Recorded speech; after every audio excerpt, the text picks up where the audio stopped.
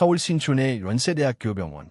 봄 안개가 자욱한 이른 아침, 내과 요래진료실 창문으로 부드럽게 스며드는 햇살이 낡은 나무 책상을 비추고 있었다. 김민우 교수는 42년 동안 일해온 이 자리에서 마지막 진료를 준비하고 있었다. 은퇴를 하루 앞두고 있던 그는 오늘 하루가 남은 것을 묵묵히 받아들이려 애쓰고 있었다. 간호사로부터 첫 번째 환자가 도착했다는 보고를 받았다. 백종일 씨, 83세. 30년 넘게 꾸준히 건강검진을 받고 김 교수의 처방을 한 번도 거르지 않았던 모범 환자였다. 그러나 오늘 백종일 씨는 휠체어를 타고 들어왔다. 불과 몇 달 전까지만 해도 지팡이에 유지해 스스로 걸을 수 있었던 그였기에 쇠약해진 모습이 충격적이었다. 며칠 전 백 씨는 응급실로 실려왔다.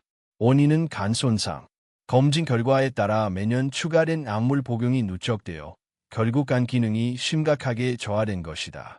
김 교수는 환자의 의무 기록을 들여다보며 자신이 42년 동안 확신해온 의료 신념이 흔들리는 것을 느꼈다.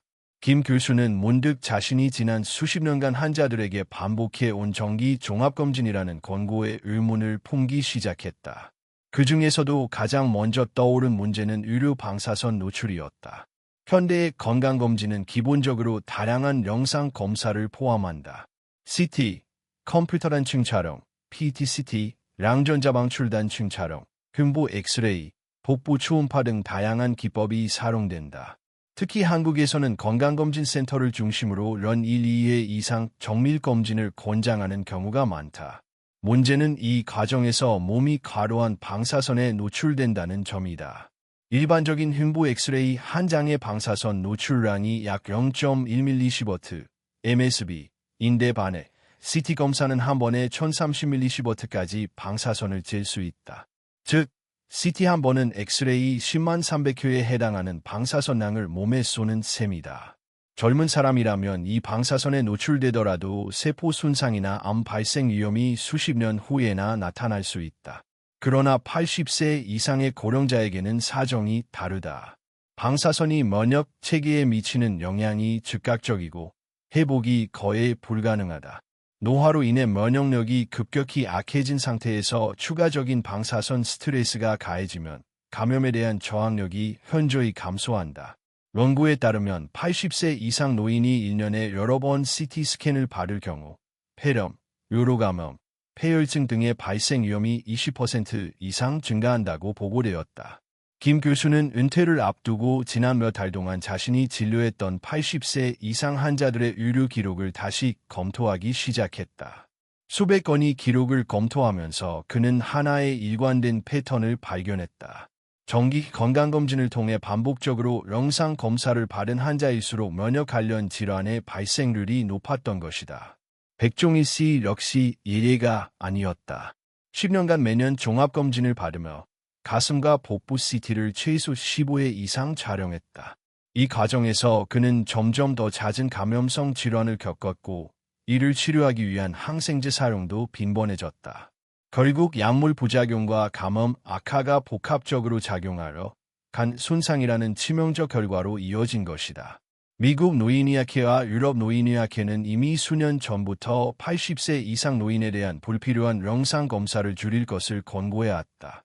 특히 증상이 없는 경우에는 정기적인 CT, PET-CT 검사를 삼가야 하며 방사선 노출이 건강에 미치는 단기적, 장기적 위험을 신중히 고려해야 한다고 강조했다. 하지만 한국은 여전히 건강검진 문화가 강하게 자리 잡고 있다. 종합검진을 일종의 건강보험처럼 인식하고 매년 빠짐없이 받는 것을 당연시하는 사회 분위기 속에서 고령자들의 의료 방사선 노출 문제는 오히려 강화되고 있었다. 김 교수는 생각했다. 나는 최선을 다했다고 믿었다. 최신 장비를 사용하고 검진을 통해 작은 이상이라도 조기에 발견하려 노력했다.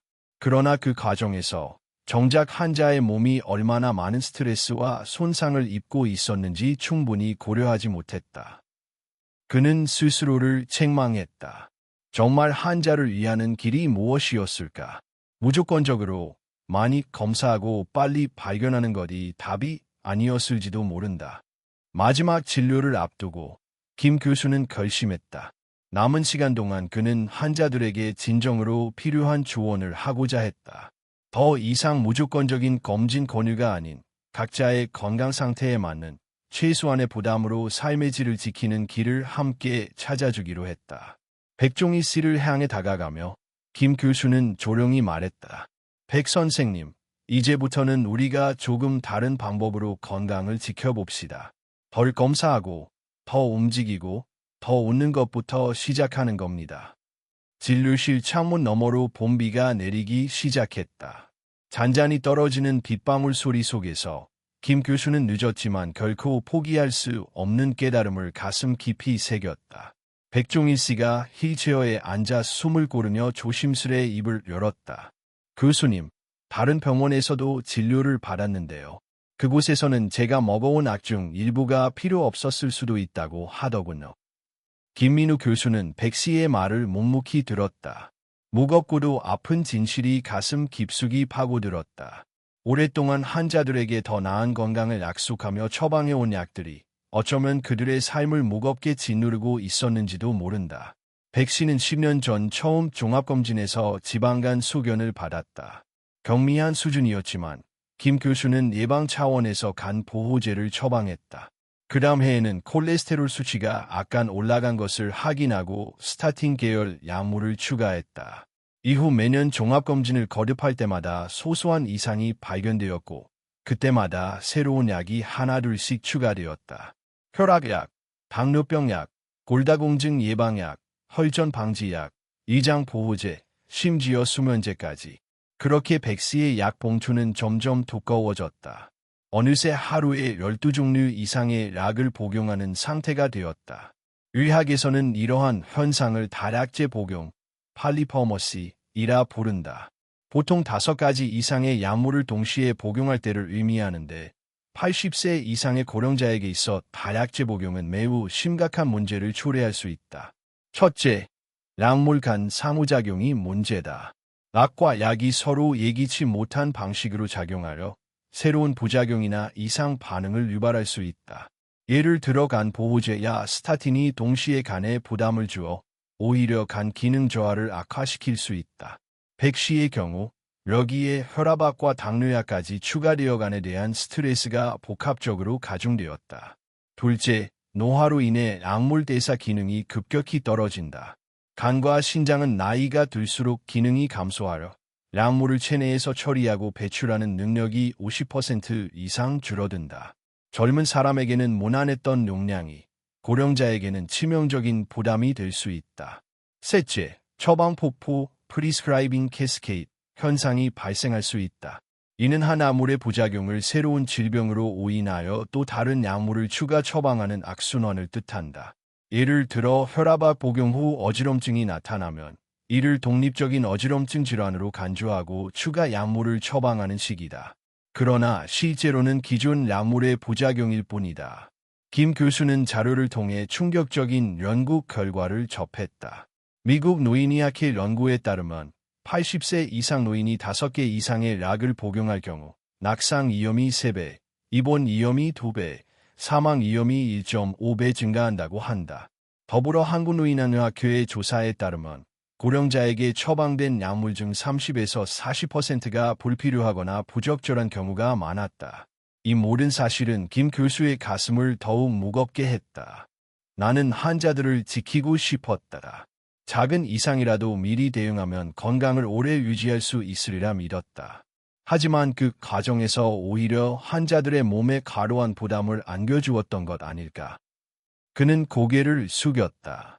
약은 치료제가 되어야 하지만 때로는 독이 된다. 김 교수는 백 씨의 약 목록을 하나하나 다시 살폈다. 그리고 질문했다. 백 선생님, 이 약들을 처음 복용하게 된 계기를 기억하십니까? 백 씨는 천천히 고개를 저었다. 처음에는 교수님이 지방간이 있다고 해서 약을 먹기 시작했어요. 그다음에는 콜레스테롤, 혈압, 당뇨, 검사에서 뭐라도 나오면 그냥 약을 추가했죠. 솔직히 얘 먹어야 하는지 제대로 설명 듣지 못한 경우도 많았습니다. 김 교수는 깊은 숨을 들이쉬었다. 오랫동안 당연하게 여겼던 유력 관행이 이 순간 백씨 앞에서 무너지고 있었다. 그는 조심스럽게 제안했다. 백 선생님, 앞으로 약물 복용을 조정해 봅시다. 정말 필요한 약만 남기고 나머지는 주치의와 상의해가며 천천히 줄여보겠습니다. 백씨는 놀란 듯 눈을 동그랗게 떴다가 이내 고개를 끄덕였다. 그의 표정에는 희미하지만 분명한 희망의 빛이 스쳤다. 김 교수는 백씨와 함께 약물 조정 계획을 세우기 시작했다. 가장 먼저 간에 부담을 주는 약물을 정리하고 당뇨약은 혈당 기록을 보며 점진적으로 감량하기로 했다. 수면제는 생활습관 개선을 통해 의존도를 낮추는 방향으로 잡았다. 이 과정은 쉽지 않을 것이다. 수년 동안 몸에 익숙해진 약을 줄이는 일은 신체적, 심리적 불안을 동반할 수 있다. 그러나 김 교수는 확신했다. 지금 이 길을 가지 않으면 백씨는 약물 부작용과 감염 악화로 삶의 질이 더욱 나빠질 것임을. 진료를 마치며 김 교수는 백씨에게 말했다. 건강은 약을 많이 먹는 것으로 지켜지는 것이 아닙니다. 몸 스스로가 회복할 수 있는 힘을 키우는 것이 진짜 건강입니다. 백씨는 미소를 지었다. 작지만 단단한 미소였다. 진료실 문이 닫히고 김 교수는 천천히 의자에 앉았다. 그는 창밖을 바라보며 생각했다. 이제부터는 약 대신 삶을 처방하는 의사가 되어야 한다. 그리고 그는 결심했다. 남은 시간 동안 그는 모든 환자들에게 진심을 담은 새로운 메시지를 전할 것이다. 약물 문제를 정리하기 시작한 지 며칠 후 김민우 교수는 또 다른 고민에 직면했다.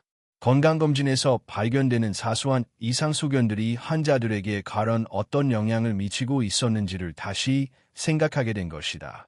그날 진료실로 들어온 또 다른 환자, 81세 여성 박영재 씨는 불안에 가득 찬 얼굴을 하고 있었다. 그녀는 얼마 전 종합검진을 받은 후 폐에 작은 음영이 발견되었다는 결과를 들었다. 병원에서는 추가 검사를 권유했지만 아직 명확한 진단은 내려지지 않았다. 교수님, 저는 피암일까요? 박 씨의 목소리는 떨리고 있었다. 김 교수는 차분히 검사 결과를 살폈다. 기록에 따르면 발견된 음영은 지름 3mm도 되지 않는 작은 결절이었다. 비흡연자였고 증상도 없었다. 통계적으로 볼 때 이런 작은 결절은 대부분 양성이고 특별한 문제를 일으키지 않는 경우가 많았다. 그러나 문제는 이 작은 발견이 박 씨의 삶을 완전히 흔들어 놓았다는 것이다. 그녀는 불안으로 인해 한 달 넘게 불면에 시달렸고 식욕도 떨어졌으며 체중이 급격히 감소하고 있었다. 병 자체보다 병에 대한 두려움이 그녀의 건강을 망가뜨리고 있었다. 김 교수는 마음이 무거웠다. 이것이 과연 진정한 예방이었을까? 아니면 필요 이상의 공포를 심어주는 과잉 진단이었을까? 현대 의학 기술의 발전은 눈부시다. 초정밀 CT, MRI, 초음파 장비들은 과거에는 발견할 수 없었던 미세한 이상까지 포착할 수 있다. 그러나 기술의 발전이 항상 환자에게 이익이 되는 것은 아니다. 특히 80세 이상의 고령자에게 있어 이런 미세한 이상 소견의 대부분은 단순한 노화 현상에 불과하다. 예를 들어 80세 이상 여성의 90% 이상은 갑상선에 작은 결절을 가지고 있다. 하지만 이들 중 암으로 진행되는 경우는 1%도 되지 않는다. 마찬가지로 80세 이상 남성의 80%는 전립선에 비대나 결절이 있지만 대부분은 생명에 위협을 주지 않는다. 이처럼 해롭지 않은 이상을 질병으로 간주하고 추가 검사와 치료를 권유하는 현상을 과잉진단이라 부른다. 과잉진단은 필연적으로 불필요한 치료와 과도한 심리적 스트레스를 초래한다. 스트레스는 노인 건강에 치명적이다. 만성 스트레스는 면역력을 저하시킬 뿐 아니라 심혈관 질환, 당뇨병, 우울증, 치매 발병 위험을 높인다. 박영재 씨처럼 불필요한 걱정에 사로잡혀 잠을 이루지 못하는 것은 단순한 불편을 넘어 생명을 위협할 수 있는 문제였다. 김 교수는 진료실에서 조심스럽게 박 씨에게 말했다. 박 선생님, 현재 발견된 음영은 매우 작고 위험 징후가 전혀 없습니다. 추가 검사보다는 일정 간격으로 단순 추적 관찰만 해도 충분합니다. 무엇보다 지금은 걱정보다 건강한 일상생활을 회복하는 것이 더 중요합니다. 박 씨는 여전히 불안한 표정이었지만 김 교수의 부드러운 설명을 들으며 조금씩 긴장을 풀어갔다. 김 교수는 그녀에게 생활습관 개선, 가벼운 운동, 그리고 심리 상담 프로그램 참여를 권유했다. 건강검진의 진짜 목적은 질병을 일찍 발견하는 데 있지만 발견 자체가 목표가 되어서는 안 된다. 특히 생명의 위협이 없는 이상까지 과도하게 발견하고 이를 질병처럼 다루는 것은 환자에게 더 큰 해를 끼칠 수 있다.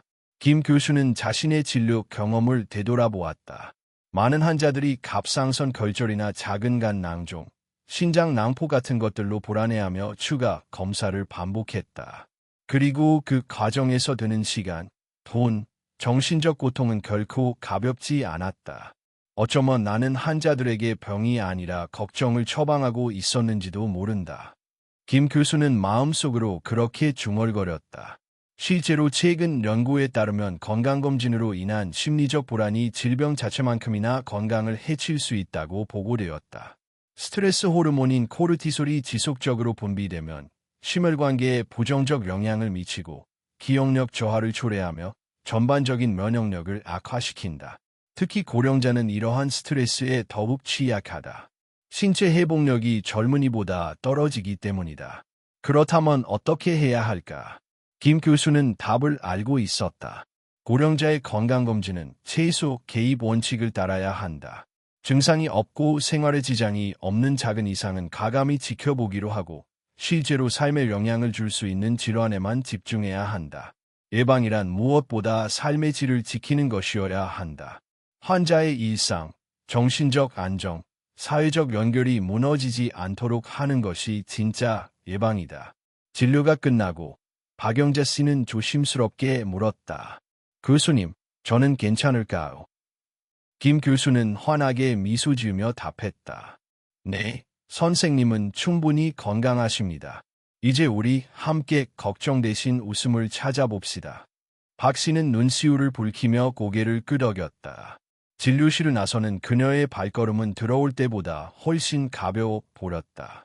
창밖에는 어느새 햇살이 퍼지고 있었다. 김 교수는 창가에 서서 생각했다. 건강을 지킨다는 것은 단순히 병을 없애는 것이 아니다. 걱정을 덜어주고 마음의 평화를 되찾아주는 것이다. 그는 오늘도 또 하나의 소중한 교훈을 가슴에 새겼다.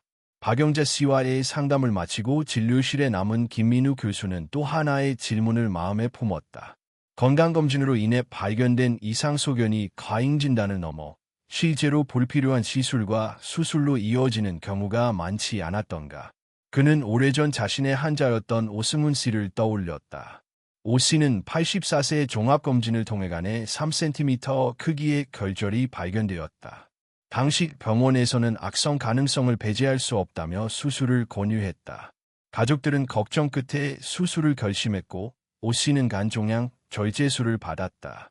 그러나 수술 후 병리검사 결과는 충격적이었다. 발견된 결절은 낭성혈관종, 즉 전혀 생명에 위협이 없는 조직이었다. 수술이 필요 없었던 것이다. 더욱 비극적인 것은 고령의 오 씨가 수술 후 감염 합병증으로 몸이 악화되어 결국 3달 만에 세상을 떠났다는 사실이다. 김 교수는 오 씨의 사례를 잊을 수 없었다. 만약 그때 적극적인 수술 대신 신중한 경과 관찰을 선택했다면 오 씨는 여전히 가족들과 함께 건강하게 지냈을지도 모른다. 80세 이상 고령자에게 시술이나 수술은 언제나 신중해야 한다. 노화로 인해 신체 기능이 전반적으로 약해져 있고 회복력이 크게 떨어지기 때문이다. 대표적인 예가 대장내시경이다. 한국에서는 50세 이상 성인에게 정기적인 대장내시경 검사를 권장한다. 하지만 80세 이상에서는 이야기가 달라진다. 대장내시경은 장 천공, 출혈, 심한 복통 등의 합병증 위험이 젊은 층에 비해 3배 이상 높다. 또한 장 준비를 위한 하제 복용 과정에서 탈수나 전해질 불균형이 발생할 수 있는데 이는 고령자에게 심각한 심장질환이나 신장 기능 악화를 유발할 수 있다. 또한 건강검진에서 발견된 작은 갑상선 결절에 대해 조직검사를 권유받는 경우도 흔하다. 그러나 초음파로 발견된 미세결절은 대부분 암으로 발전하지 않고 생존율에도 영향을 주지 않는다. 그럼에도 불구하고 조직검사 중 감염이나 출혈, 주변 신경 손상의 위험이 존재하며 이는 고령자에게 치명적일 수 있다. 더 심각한 문제는 불필요한 수술이다. 작은 간혹이나 신장 낭종, 전립선 이상 등을 이유로 시행되는 수술은 고령자에게서 예측할 수 없는 합병증을 초래할 수 있다. 전신 마취 자체가 심장과 폐에 큰 부담을 주기 때문이다. 미국 노인의학회 연구에 따르면 80세 이상 노인이 불필요한 수술을 받을 확률은 전체 고령 수술 환자의 30%에 달했다. 특히 건강검진에서 발견된 작은 이상 소견을 근거로 진행된 수술이 다수를 차지했다. 김 교수는 과거 환자들의 사례를 하나하나 떠올렸다. 어떤 이는 수술 후 폐렴으로 고생했고, 어떤 이는 수술 부위 감염으로 입원과 퇴원을 반복했다. 또 어떤 이는 수술 후 생긴 장기적인 통증 때문에 남은 여생을 힘들게 보냈다. 수술은 언제나 최후의 수단이어야 한다. 특히 고령자에게는. 김 교수는 그렇게 마음속으로 다짐했다. 하지만 현실은 녹록지 않았다. 병원은 건강검진을 통해 이상 소견이 발견되면 추가 검사를 권유하고 그 결과에 따라 수술을 권장하는 구조였다. 이는 의료기관의 수익 구조와도 밀접하게 연관되어 있었다. 김 교수는 직접 병원 경영진에게 고령자 수술 건수를 줄이자고 제안한 적이 있었다. 그러나 병원장은 단호히 거절했다. 김 교수님, 종합검진은 병원의 중요한 수익원입니다. 환자 보호도 중요하지만 병원 운영을 고려하지 않을 수 없습니다. 그때 김 교수는 뻐저리게 깨달았다. 의료 시스템 속에서 환자의 최선과 병원의 이익이 반드시 일치하지 않는다는 사실을. 그래서 그는 결심했다. 적어도 자신의 환자들에게는 불필요한 시술이나 수술을 피하도록 도와야겠다고. 진료실로 돌아온 김 교수는 환자들에게 시술과 수술의 위험성을 솔직히 설명하기 시작했다. 필요 없는 검사는 거절하고 작은 이상 소견에 대해서는 경과 관찰을 제안했다. 급하지 않은 상황에서는 조금 더 지켜봅시다 라는 말을 두려워하지 않게 되었다. 한 환자는 초기 전립선 비대 소견을 받고 바로 수술을 고려했지만 김 교수의 조언에 따라 약물 치료와 생활습관 개선을 먼저 선택했다. 1년이 지난 후 그는 별다른 문제 없이 건강을 유지하고 있었다. 또 다른 환자는 대장 내시경을 권유받았지만 특별한 증상이 없고 기본 혈액 검사와 대변 자물 검사에서 이상이 발견되지 않아 검사를 미루기로 결정했다. 그 환자는 괜히 큰일을 벌이지 않아 다행이라며 고마움을 전했다. 김 교수는 이 작은 변화들이 환자들의 삶에 큰 차이를 만들 수 있음을 확신했다. 시술과 수술은 때로는 필요하지만 그것이 만능 해결책이 될 수는 없다. 특히 80세 이후에는 신중해야 한다. 과잉 개입은 삶의 질을 해칠 뿐만 아니라 남은 인생의 소중한 시간을 빼앗을 수 있다. 창밖에서는 늦은 봄비가 부드럽게 내리고 있었다. 김 교수는 그 빗소리를 들으며 다시 한번 다짐했다. 나는 환자들의 건강을 위해 존재한다. 병을 찾아내는 것도 수술을 권유하는 것도 아니라 환자의 삶을 지켜주는 것이 진정한 내 역할이다. 그 다짐은 조용하지만 단단하게 그의 가슴속에서 울리고 있었다. 김민우 교수는 병원 복도를 천천히 걸으며 생각에 잠겼다. 건강검진을 통해 발견된 작은 이상 소견이 과잉 진단으로 이어지고 불필요한 시술과 수술이 환자들을 위험에 빠뜨리는 과정을 지켜보면서 그는 자연스레 한 가지 질문에 다다랐다. 왜 이런 일이 반복되는 것일까? 왜 의료진은 때로 환자에게 꼭 필요하지 않은 검사와 치료를 권유하는 것일까? 그 답은 생각보다 복잡하지 않았다. 바로 이익 구조 때문이었다. 몇 주 전, 김 교수는 오랜 친구였던 이재윤 씨를 만났다.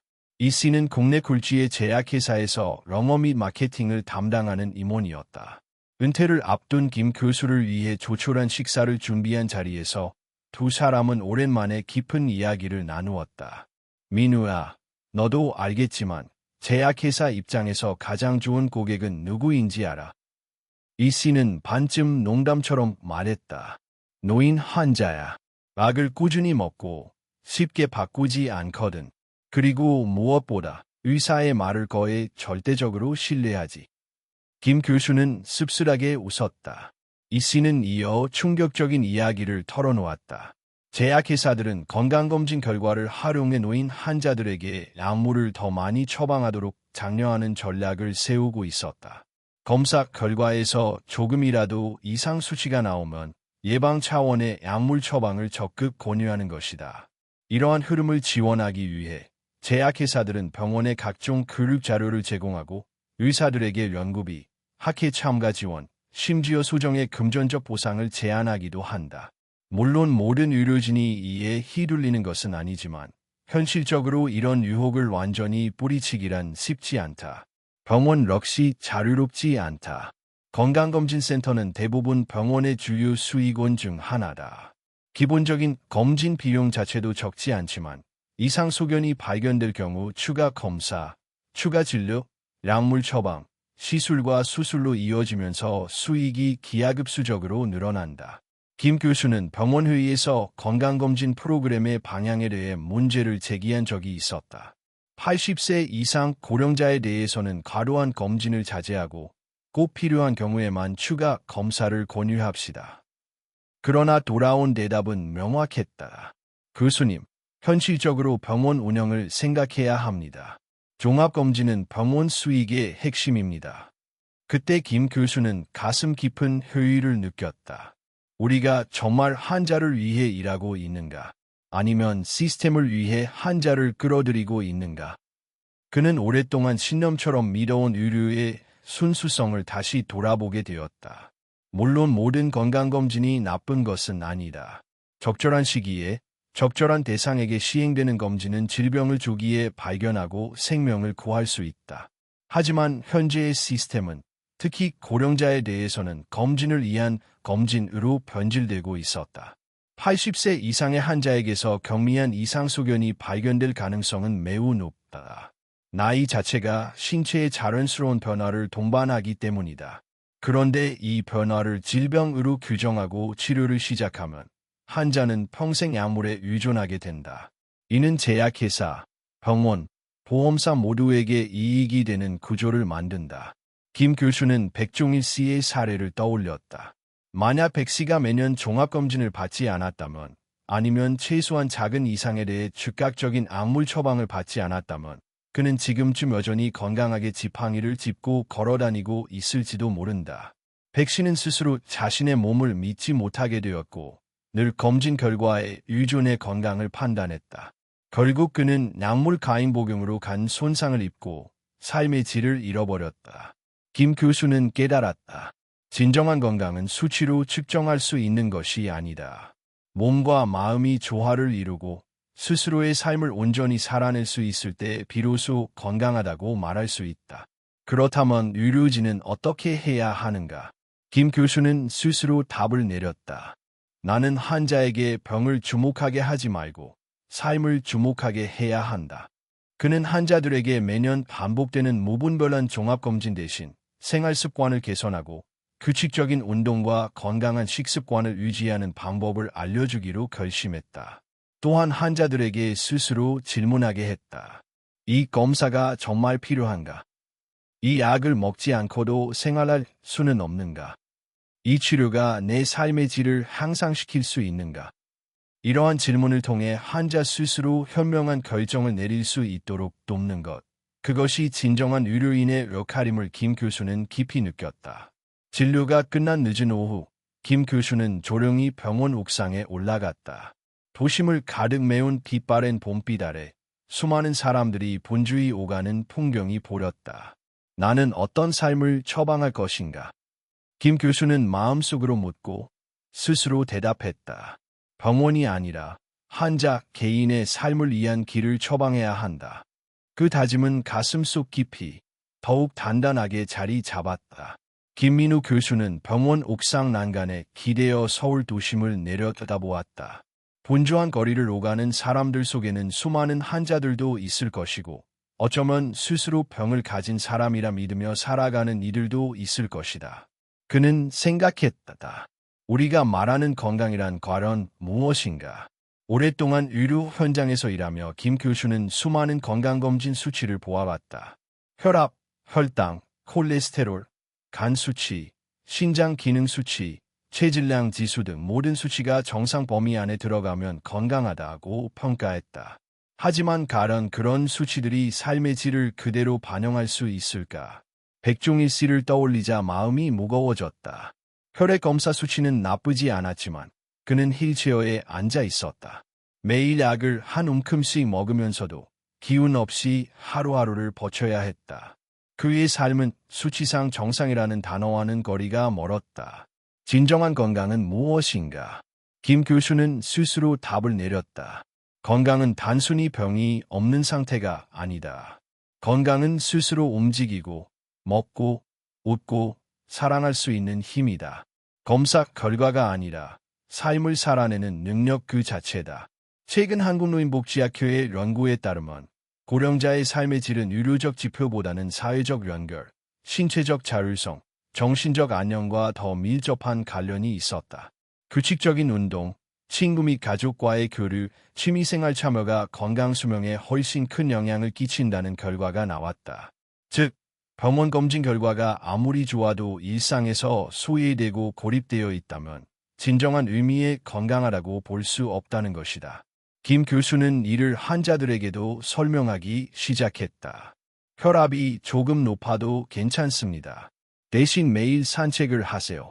혈당이 살짝 높다고 바로 약을 늘리지 맙시다. 식습관과 생활습관을 함께 조정해 봅시다. 가끔 무릎이 아파도 좋습니다. 친구들과 웃으며 시간을 보내는 것이 더 큰 약입니다. 이런 설명은 환자들에게 처음에는 낯설게 다가왔다.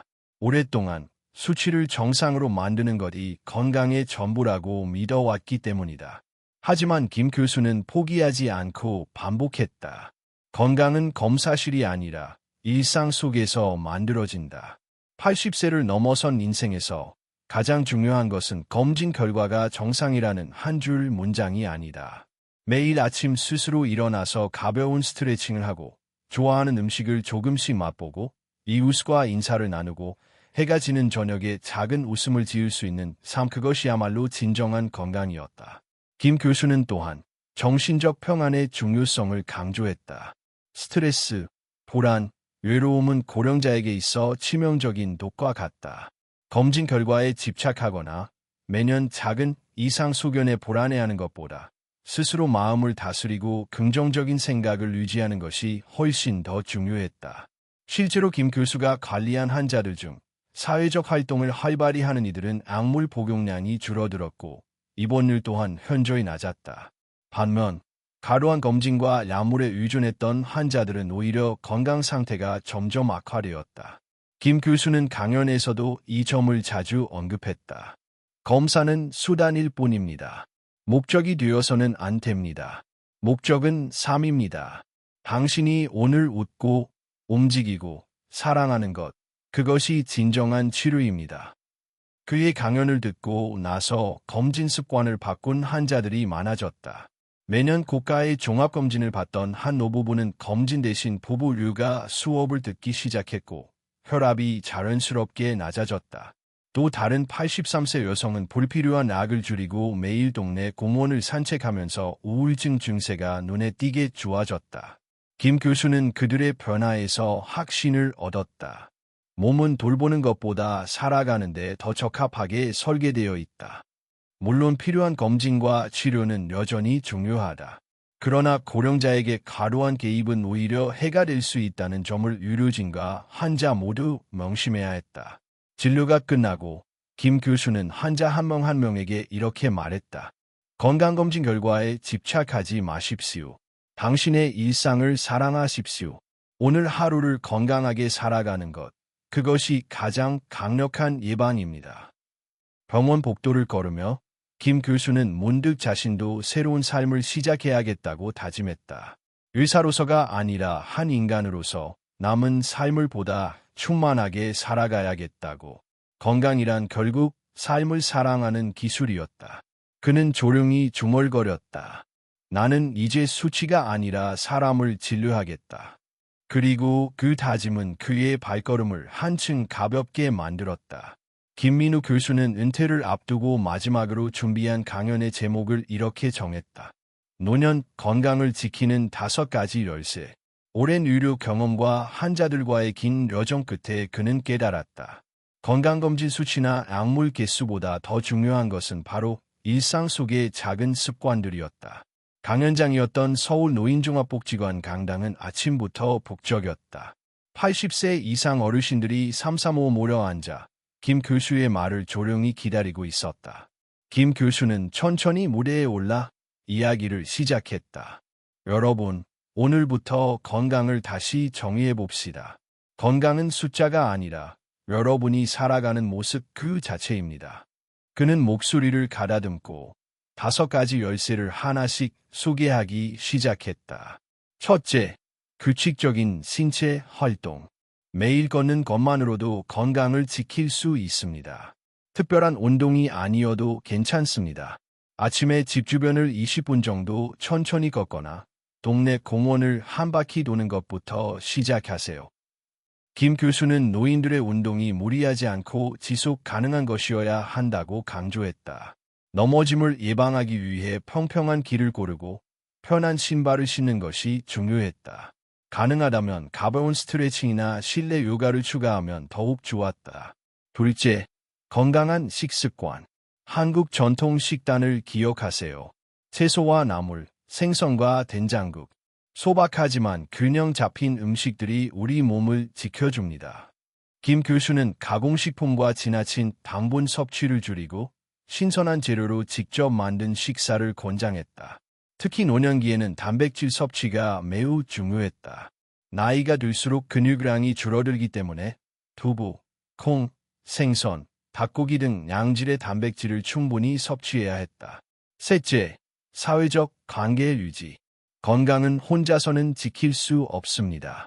친구를 만나고 가족과 대화하고 이웃과 인사를 나누는 것이 악보다 더 큰 힘이 됩니다. 김 교수는 외로움이 고령자의 건강에 미치는 악영향을 강조했다. 외로움은 심혈관 질환, 치매, 우울증의 위험을 높이는 주요 원인이었다. 주기적으로 취미 모임에 참여하거나 복지관 프로그램에 등록하는 것만으로도 큰 도움이 될 수 있었다. 넷째, 충분하고 규칙적인 수면. 잠을 잘 자는 것은 약을 먹는 것보다 더 강력한 치료법입니다. 김 교수는 노년기 수면의 중요성을 설명했다.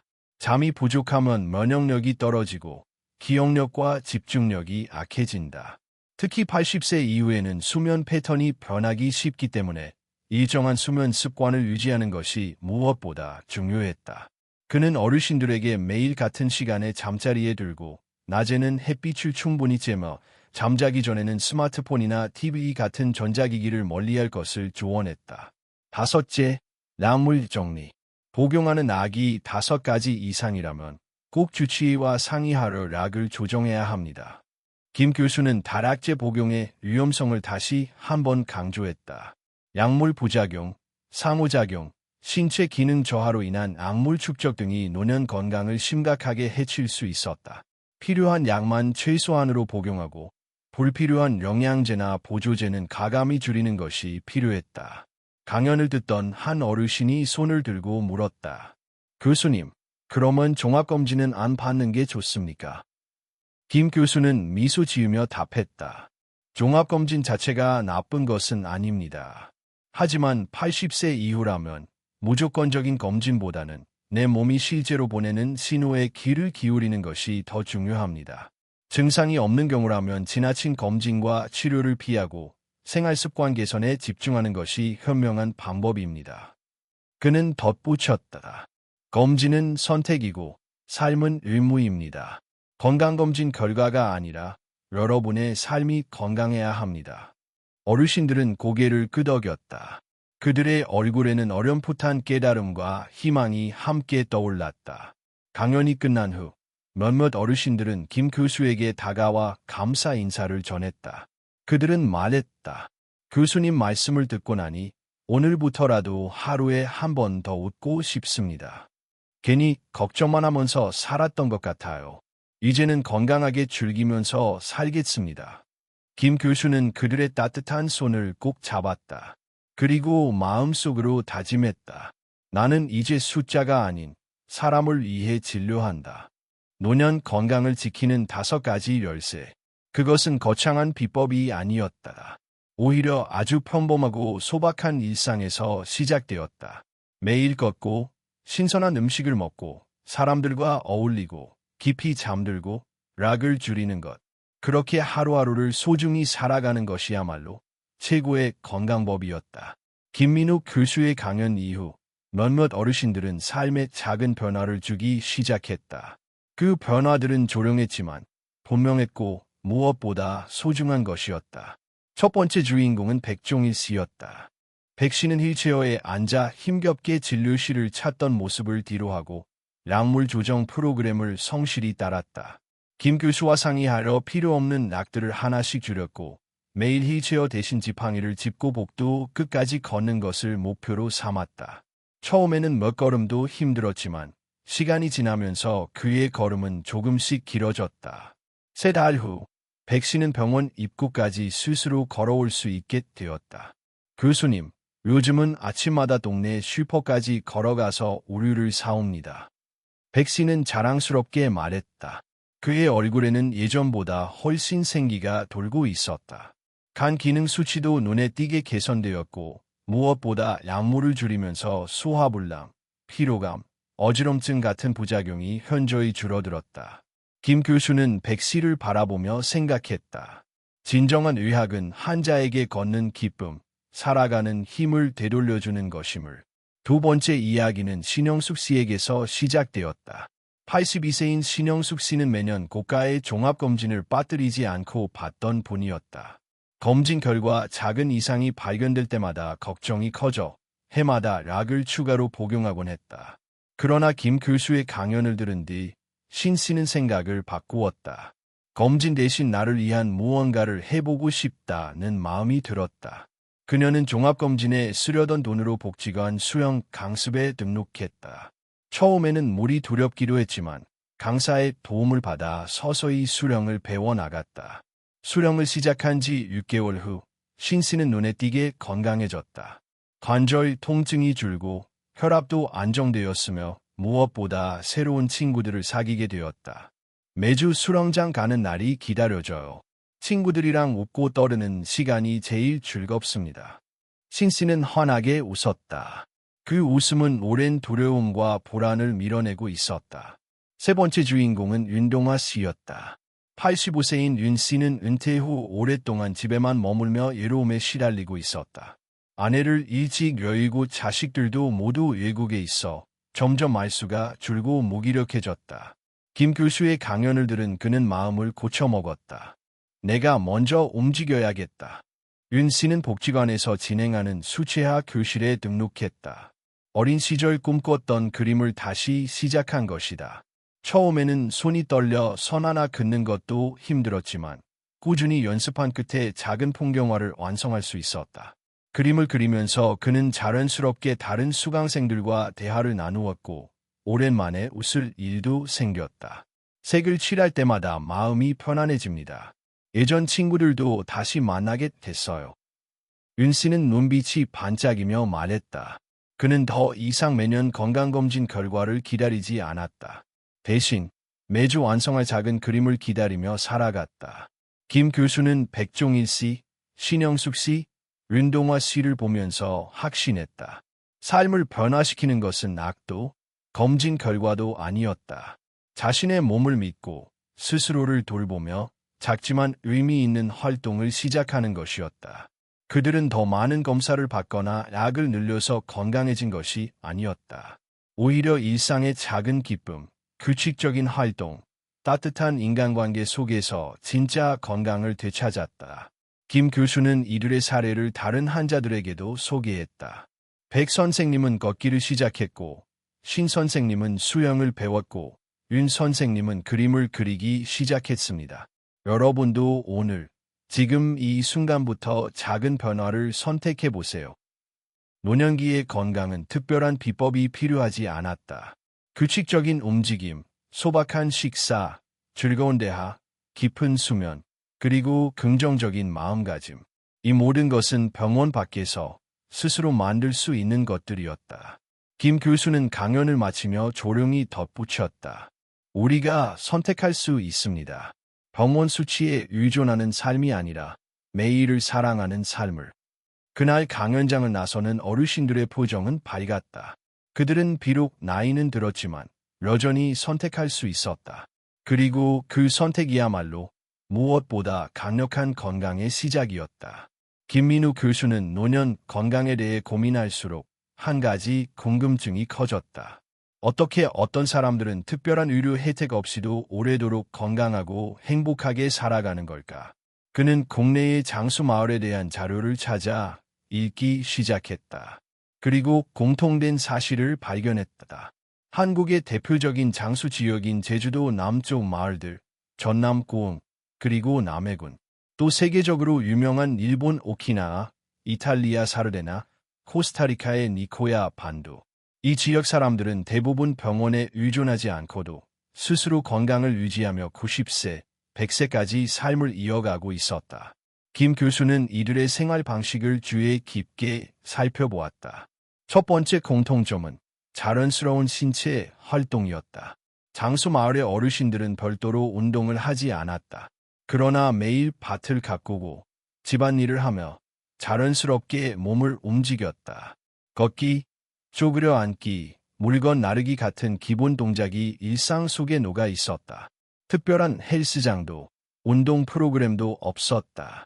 하지만 그들은 자연 속에서 하루 종일 부드럽게 몸을 사용했다. 김 교수는 생각했다.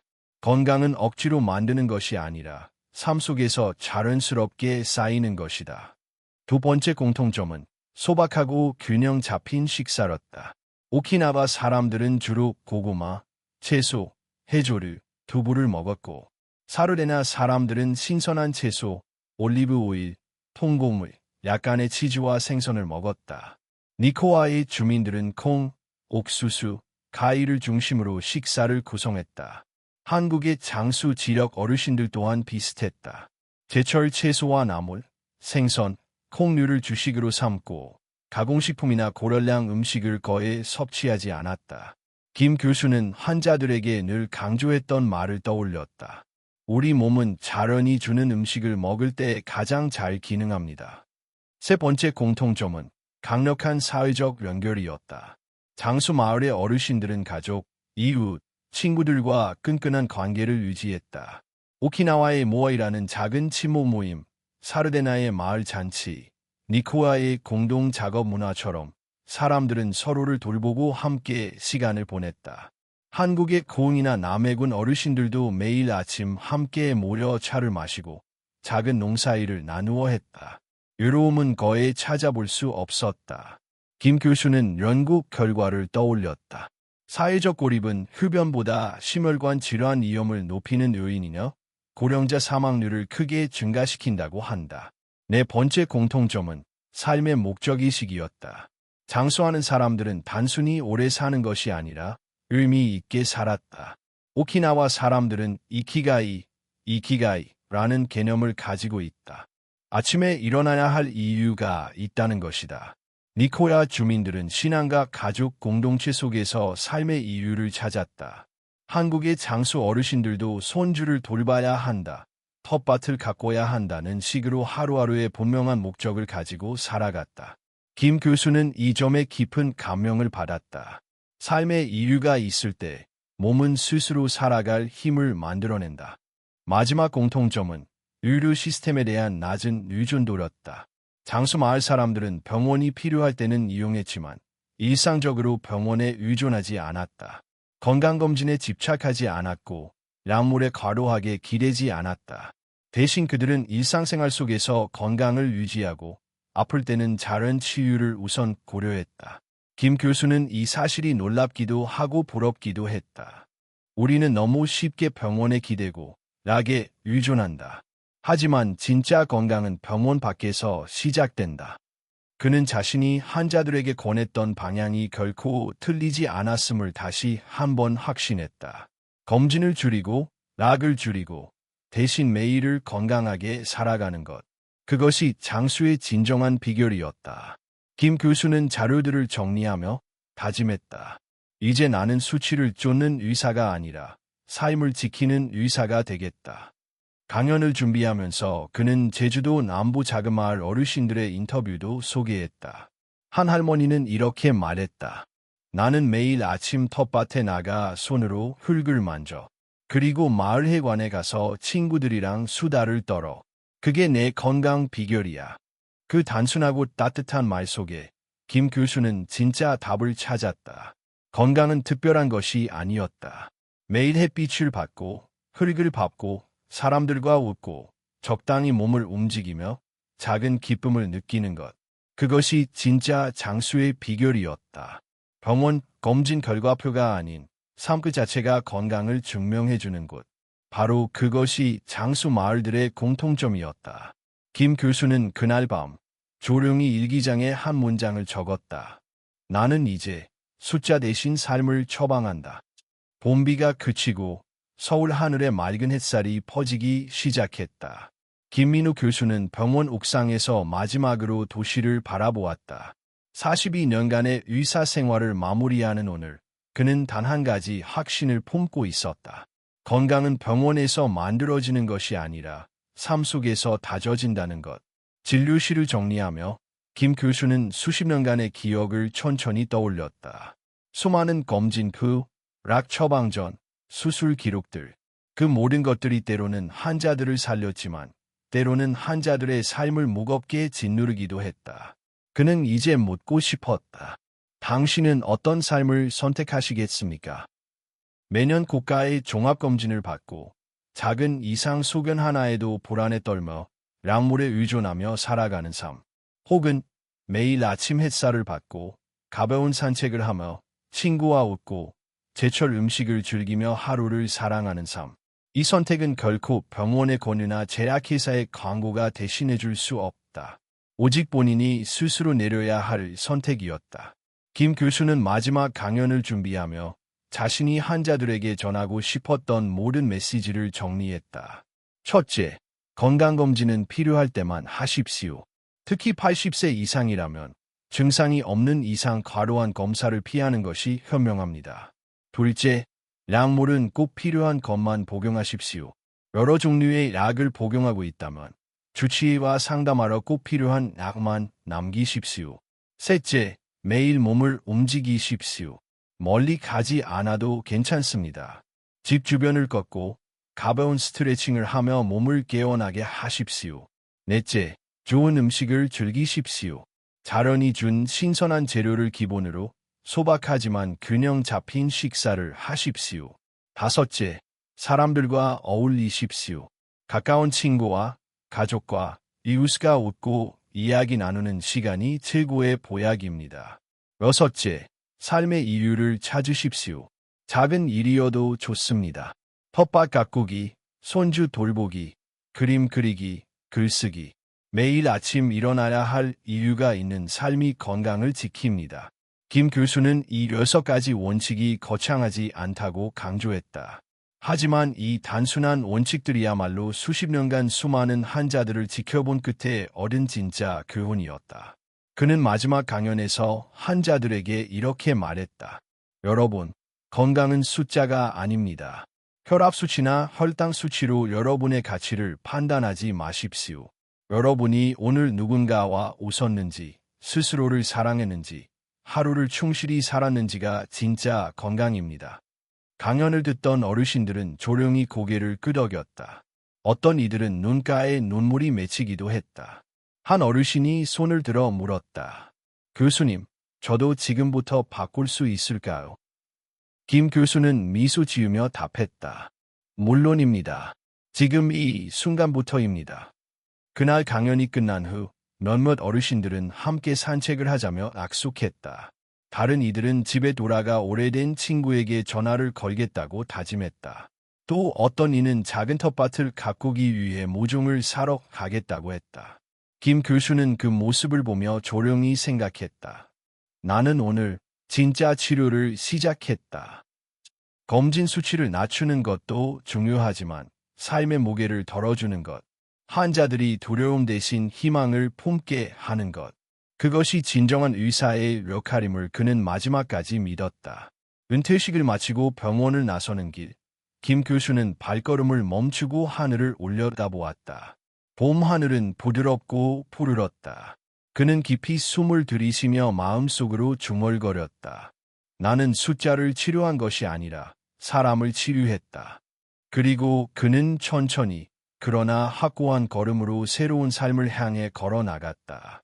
건강한 노년은 준비된 자의 것이다. 검사 대신 삶을, 약물 대신 사랑을 선택한 이들의 것이다. 이제 선택은 당신의 몫이다.